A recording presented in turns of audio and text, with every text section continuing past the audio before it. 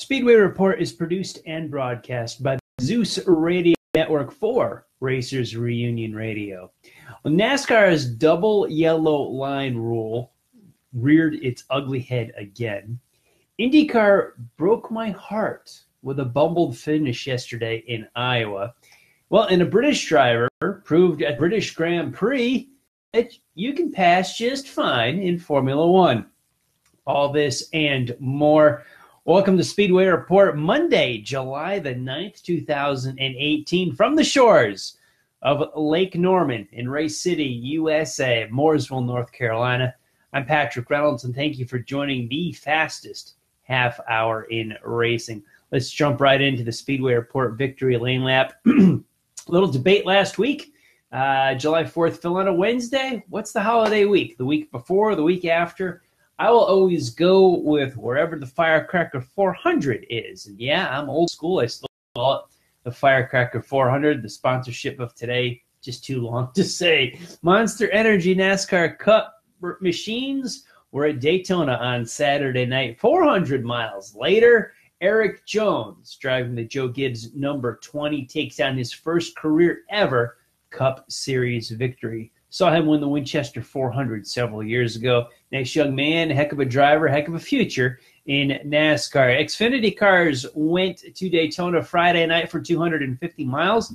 Kyle Larson was your winner there. Those two races, I gave you the winners. Yeah, when we get to our topics a bit later, we've got a lot to say about NASCAR restrictor plate racing. NASCAR's best division, in my opinion, the NASCAR Whelen Modified Tour, was up on the island in Riverhead, New York. Justin Bonsignor won the race. Oh, great run by Ryan Preece. Two of them had a great battle. Doug Coby in third. I was not there, but I heard through the grapevine it is one of the best modified races they've seen in a long, long time.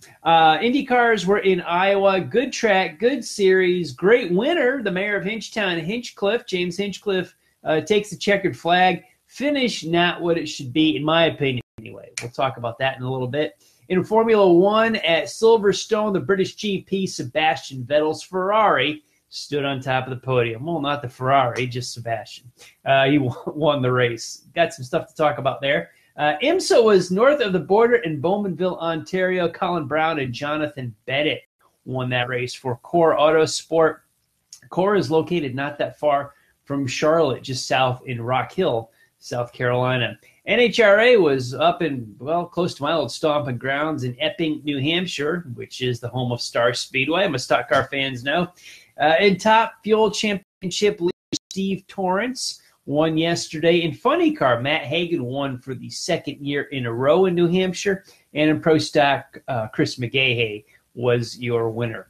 Hopping over to the dirt, the Lucas Oil late models had a very busy week. Let's go back to last Monday when we were on the air here. Race fans were there in Hartford, Ohio. The real deal, Don O'Neill, took checkered flag in the A main. On Tuesday night, they rolled over to Zanesville. The tour did anyway. Greg Satterley was your winner on the 3rd. They were off for July 4th. Supposed to run Thursday night in Fayetteville, North Carolina, but got rained out. The event is postponed until September. They did get the show in Friday night in Gaffney, South Carolina. Scott Bloomquist, your winner there. And Saturday night in Maryville, Tennessee, suffered another rainout. That was postponed. Last I checked, they did not have a date. When they do run that race, the winner, we'll talk about it right here. On the World of Outlaw Late Model Tour, Friday night they ran in Dubuque, Iowa. Brandon Shepard, great drive, pitted for a flat tire on lap 9 and only needed 31 more laps. He came back to win the 40-lap feature on Friday. And then Saturday night in Spring Valley, Minnesota, Mike Marlar sat in victory lane at the end of the night. Now, the sprint cars for the World of Outlaws ran a doubleheader up in New Richmond, Wisconsin. On Friday night, Brad Sweet was your winner. They did something really special, the tour did, on Saturday night. They ran a feature, the distance of 41 laps, remembering and honoring Jason Johnson, who lost his life a few weeks ago. Kerry Madsen took the lead late, about lap 38 or so, and wound up to win the 41-lapper. Also in Iowa, the ARCA Tour was there as they held a support race for the IndyCar weekend. Sheldon Creed won his third series victory of the year. USAC Sprints raced Friday night in Putnamville, Indiana. Tyler Courtney scored the A main. In Grandview, Pennsylvania, the small block modified feature Saturday night was won by Craig Von Doren. And Bowman Gray Stadium in Winston-Salem, North Carolina was off as they take traditionally the Independence Day weekend Saturday night off as a little break from the midway point of their season. That freed the schedule up for the Southern Modified Racing Series, as they usually do. Run Independence Day Saturday night in Asheboro, North Carolina, the Rusty Hart Memorial. Tim Brown was the winner of that 71-lap feature, remembering Rusty Hart's number that he ran in late model racing. Now, let's talk about some of the hot topics that popped up from the restrictor plate world in Daytona Beach. Where do you want to begin? I know where I'd like to begin. This double yellow line rule came up again. All kinds of infighting on the Twitterverse. The keyboard warriors were out in full force, and I don't get why. If you didn't see the finish of the Xfinity race on Friday night, 250 miles. Great finish coming down door to door. Justin Haley running in third behind the two leaders side by side. Swoop from the outside to the inside. Brilliant, almost brilliant, three-wide move. Let him to the stripe, to the checkered flag first.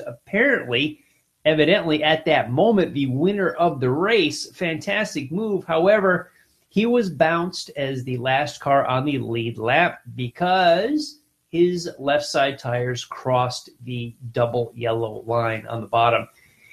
Let's review this. You cannot go below the double yellow line to advance your position. He did. Plain and simple. The left side tires of the car have to clear the left side stripe of the two yellow lines that are on the apron of the track. This rule in effect at Daytona and Talladega. You are basically to drive and treat that paint like a wall. If you do that, you're pretty safe. Haley dipped his left side tires below the left side of the yellow line.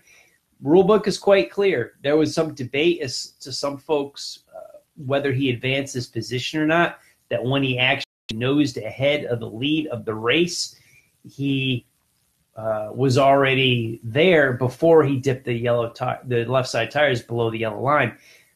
Here's where some confusion comes into play. If you are in the act of advancing your position and you go forward and then you dip your tires below the stripe, it's in the act of.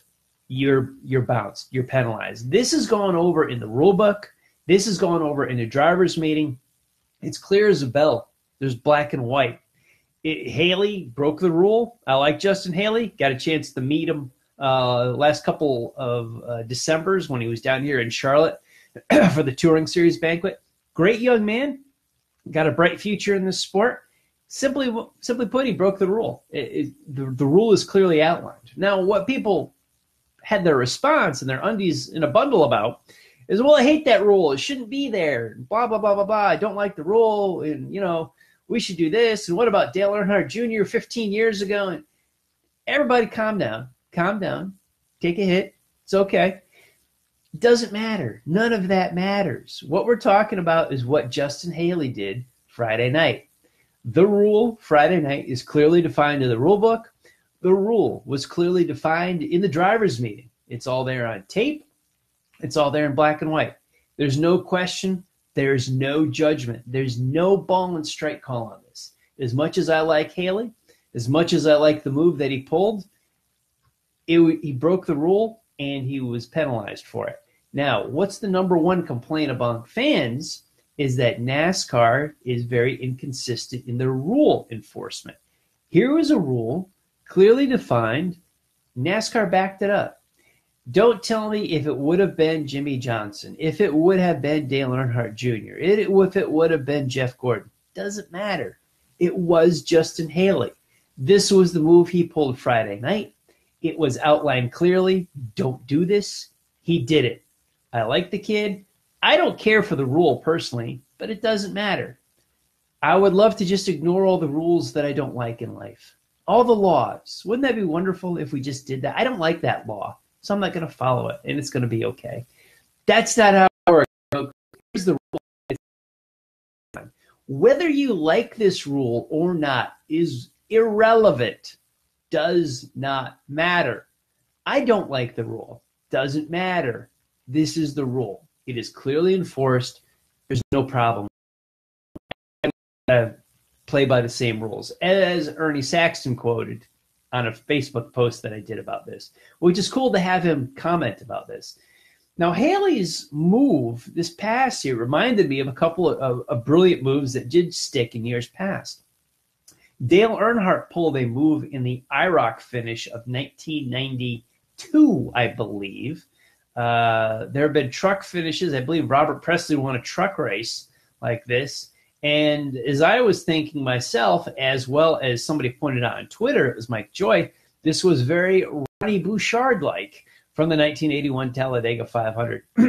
Where my heart breaks for Haley is that he had enough room to make this pass on this three-wide finish that he did not need to dip his left side tires over the yellow line, the double yellow line. He did not need to do that. He had the room to his right as far as the pavement went, that there was no crashing. He didn't have to bump his way by anybody. There was room for Haley to move up the track, still make this move, still make this pass, and win the race.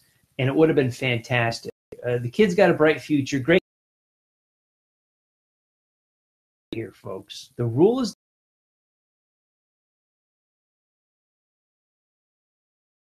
about NASCAR. They ought to be commended on this one that they got it right. They actually enforce the rule. There's no judgment. It's black and white. Don't get me started with how much you like the rule or should like or not like the rule, or if it was somebody else. It wasn't anybody else. It was Haley. I don't like the rule either. For me personally, I think you ought to scrape the double yellow lines off the track, and if it's paved there, it's fair game to run on it. If these guys wreck each other, that's not NASCAR's fault or NASCAR's problem. That's their problem. They're driving the cars. NASCAR is not. Haley, love you. You broke the rule. You got penalized. I'm okay with it. It's what it is. Iowa. The Iowa Corn 300. Indy cars. Sunday afternoon. Only 2 cautions in this race. The second caution flying with about 7 laps to go for debris. Yet somehow we cannot restart this race and it ends under yellow. God, I hate that. I am probably I don't know about in the podcast world. I think I'm pretty vocal against the gimmicks in all forms of auto racing. The NASCAR playoffs are a dead horse to me.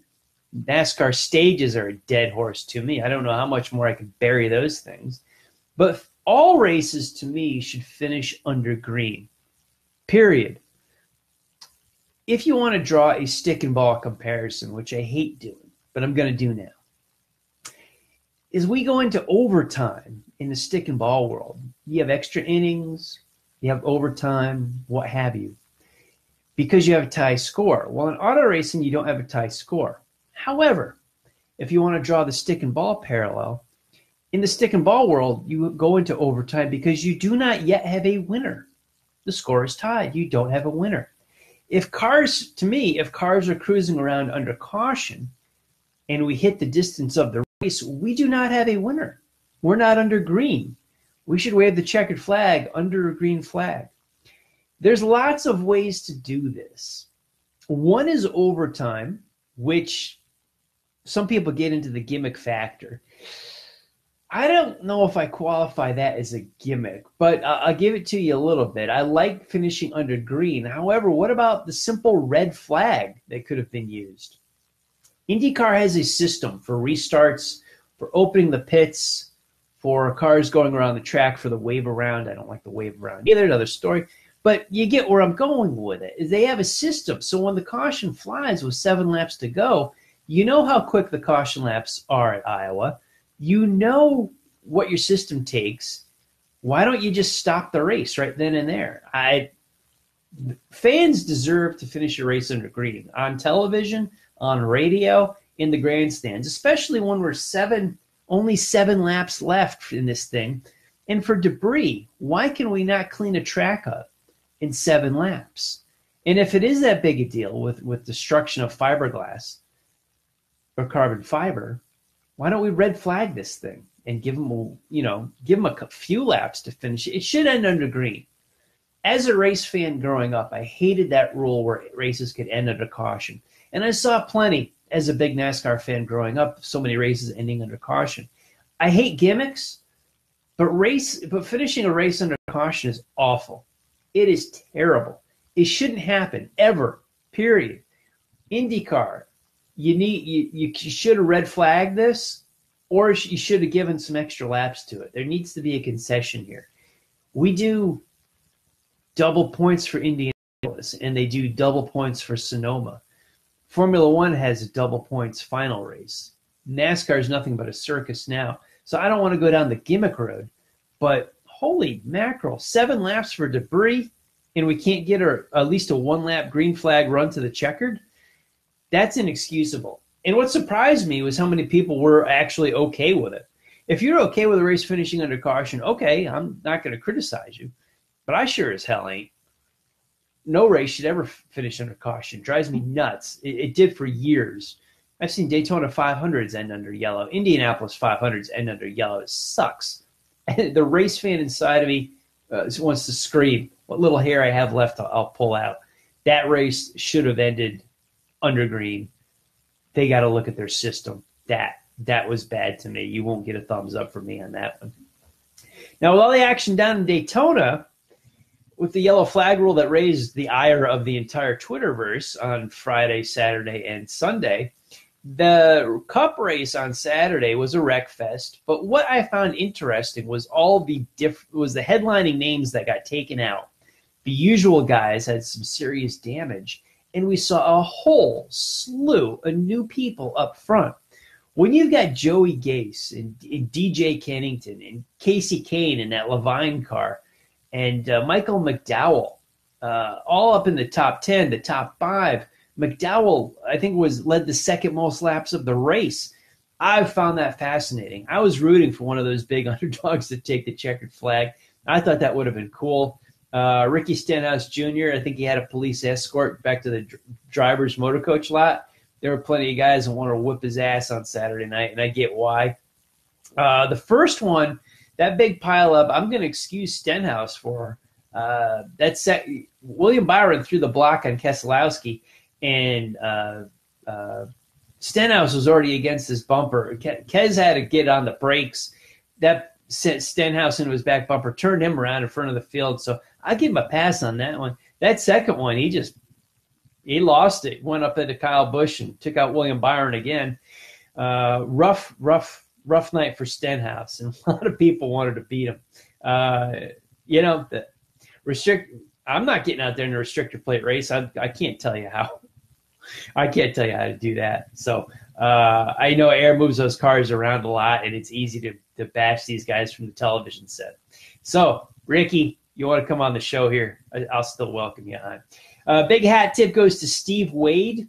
He was named the 8th award recipient of the Squire Hall Award. This will be given to him in 2019 in January here in Charlotte at the NASCAR Hall of Fame induction ceremony. I used to read Wade's stuff I first heard of him back in the 1980s when I was subscribed to Grand National Scene. He was a columnist then. Loved reading his work. Since I moved down here, got into the media end of the sport, got a chance to meet him, to know him a little bit. Fantastic guy. I love hearing his stories. Love that he's being honored with the Squire Hall Award. Steve Wade, one of the best riders we've ever seen. Lewis Hamilton, I'll give him the drive of the weekend. Yeah, first lap spin at Silverstone, dropped to 18th. He came all the way up to, where the heck did he finish? I can't remember. I think it was 4th. Did he hit the podium? I don't remember. Great drive by Hamilton. Second? Jeez, I should have written that down. Anyway, he drove a hell of a race. Hamilton did a fantastic job. That he dropped to 18th and can come all the way almost to the winning spot. NASCAR's Twitter account, I don't know who's running this, but they showed a meme on Sunday saying, I think it was Samantha Bush just exhaling for a random shot of video, some B-roll, and they were trying to describe how there was no racing on Sunday. NASCAR racing is not a synonym for the Monster Energy NASCAR Cup Series. There's lots of racing on Sunday. We had the NHRA, we had Formula One, we had Indy cars, we had IMSA. IMSA is even owned by NASCAR, and they race in Bowmanville, Ontario. And the folks running NASCAR's Twitter account don't even know this. You see this come up from time to time. I don't know. It's usually an intern thing that thinks they can handle social media and Twitter just fine. They can't. They obviously can't. There was lots and lots of racing on Sunday. NASCAR Twitter, you'd think if they're looking for someone to run it, I got it. Just drop me a note here at the bottom of the comments here on Facebook or wherever you see this on social media. Just send me something. I'll get the comment. I'll run NASCAR's Twitter account. I'll get it right too, because I know where the racing is. And I just because you ran on Saturday night doesn't mean my Sunday is free, especially when you got this show. No, there was lots of racing. There were thousands of miles on Sunday, and I loved them. It was good to see. Everyone, thanks for tuning in tonight. In between our broadcasts, keep up on the world of auto racing with SpeedwayReport.com. Now, this broadcast, as well as our past shows, are uploaded on the site. We also have a bunch of racing articles to read. Yes, I'm still working on that piece about Bobby Santos III. It's coming together slowly. Visited with him and his team at the Little 500 at Anderson Speedway earlier this year. I know I'm getting to it. But anyway, this broadcast that you're watching and our past episodes are on Facebook at the Speedway Report with Patrick Reynolds page, the Racers Reunion page. They're on Twitter at Speedway Pat or at Speedway Report. They're in the racersreunion.com forum. And as I talked about the website, speedwayreport.com, they're all posted there. If you are personally connected to me on Google+, LinkedIn, Facebook, and our new YouTube channel, they're all there, so help yourself. Thank you to everyone on our Facebook live feed for joining the conversation during the show tonight. I'll get back to all you guys shortly. A little busy with producing, hosting. It's kind of a one-man drill here, but I'll talk to you guys in a little bit. As always, go see a race at a track near you. Our grassroots ovals, drag strips, and road courses are the backbone and the foundation of the auto racing world. If Sunday afternoon dies, Saturday night is still pretty healthy. If Saturday night dies, so goes Sunday afternoon. Think about that. I want to thank all of our military past and present for the freedoms we enjoy as Americans in our daily life, including the simple things like bench racing right here on a Monday night. Freedom is not free, and a veteran paid that bill for us. To all of the men and women who are defending freedom and watching Speedway Report, take care of yourselves and come home soon. A special salute to the teachers, school staff, firefighters, police officers, and paramedics in our own communities. They are quiet and modest heroes every single day. God bless and thank you. You have been watching Speedway Report from the shores of Lake Norman in Ray City, USA, Mooresville, North Carolina. Please like our Facebook page, Speedway Report with Patrick Reynolds, and follow me on Twitter at Speedway Pat. On the Drag Racing List Facebook page next is Racing and Rockin' with draglist.com. You can join BP, JB, and BS, I love saying that, for your NHRA news and some really cool music. So on Facebook, head over to Drag Racing List right after we're done. We will be back here live on Facebook next week, Monday, July 16th, with a look at NASCAR Cup Modifieds, Xfinity, and the East Series, all from the Magic Mile in New Hampshire, Indy cars in Toronto, Eldora's Kings Royal, short tracks, and a whole lot more. Thank you all for joining us. Hey, I'll see you next time.